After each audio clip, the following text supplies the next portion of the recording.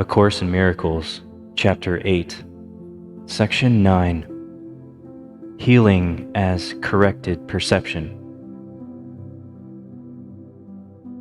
I said before that the Holy Spirit is the answer. He is the answer to everything because He knows what the answer to everything is. The ego does not know what a real question is, although it asks an endless number. Yet you can learn this as you learn to question the value of the ego, and thus establish your ability to evaluate its questions.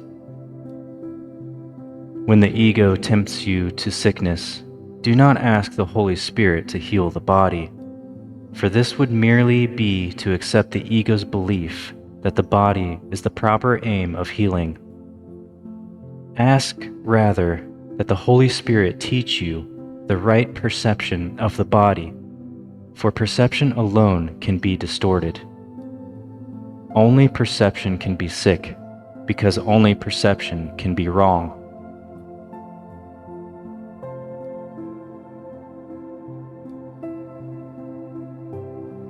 Wrong perception is the wish that things be as they are not. The reality of everything is totally harmless, because total harmlessness is the condition of its reality. It is also the condition of your awareness of its reality.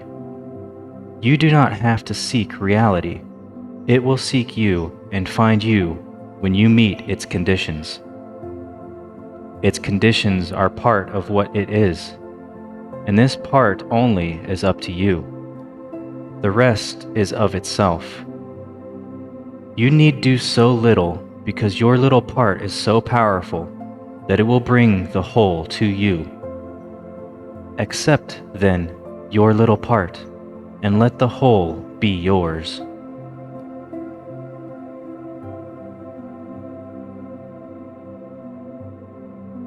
Wholeness heals because it is of the mind. All forms of sickness, even unto death, are physical expressions of the fear of awakening. They are attempts to reinforce sleeping out of fear of waking. This is a pathetic way of trying not to see by rendering the faculties for seeing ineffectual. Quote, "Rest in peace" is a blessing for the living, not the dead, because rest comes from waking, not from sleeping. Sleep is withdrawing. Waking is joining. Dreams are illusions of joining because they reflect the ego's distorted notions about what joining is.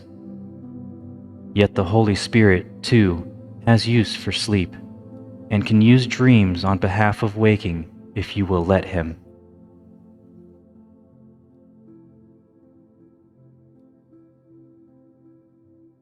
How you wake is the sign of how you have used sleep. To whom did you give it? Under which teacher did you place it? Whenever you wake dispiritedly, it was not given to the Holy Spirit. Only when you awaken joyously have you utilized sleep according to His purpose. You can indeed be, quote, drugged by sleep if you have misused it on behalf of sickness. Sleep is no more a form of death than death is a form of unconsciousness. Complete unconsciousness is impossible. You can rest in peace only because you are awake.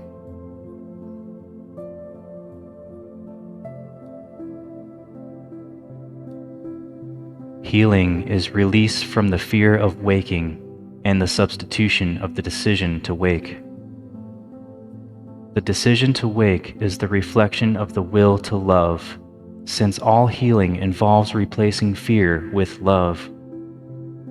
The Holy Spirit cannot distinguish among degrees of error, for if He taught that one form of sickness is more serious than another, He would be teaching that one error can be more real than another. His function is to distinguish only between the false and the true, replacing the false with the true.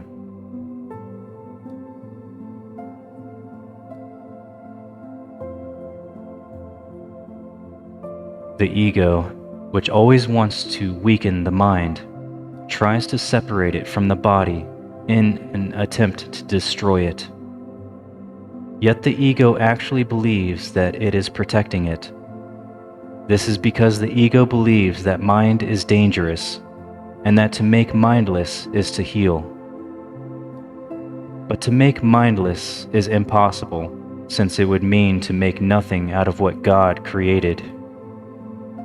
The ego despises weakness, even though it makes every effort to induce it. The ego wants only what it hates. To the ego, this is perfectly sensible. Believing in the power of attack, the ego wants attack.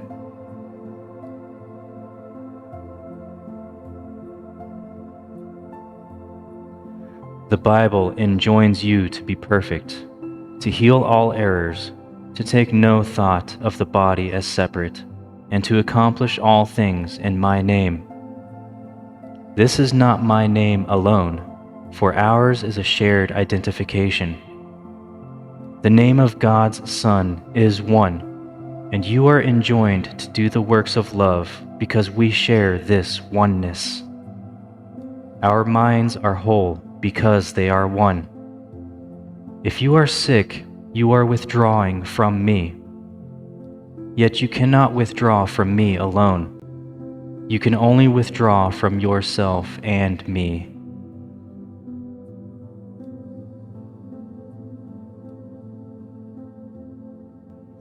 You have surely begun to realize that this is a very practical course, and one that means exactly what it says.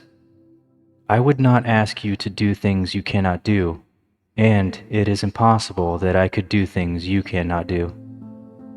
Given this, and given this quite literally, nothing can prevent you from doing exactly what I ask, and everything argues for your doing it. I give you no limits, because God lays none upon you. When you limit yourself, we are not of one mind, and that is sickness. Yet sickness is not of the body, but of the mind. All forms of sickness are signs that the mind is split and does not accept a unified purpose.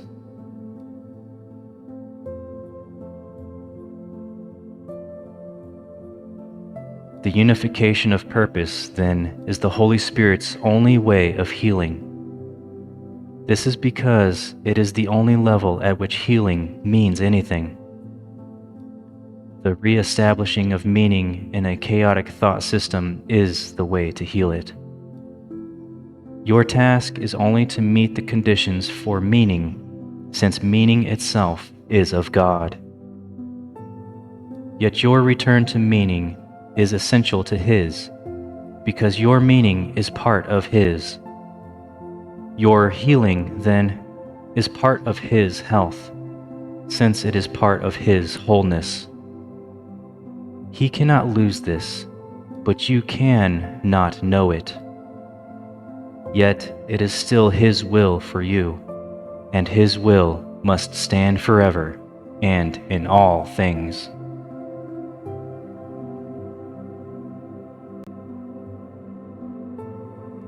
This concludes Section 9 and concludes Chapter 8.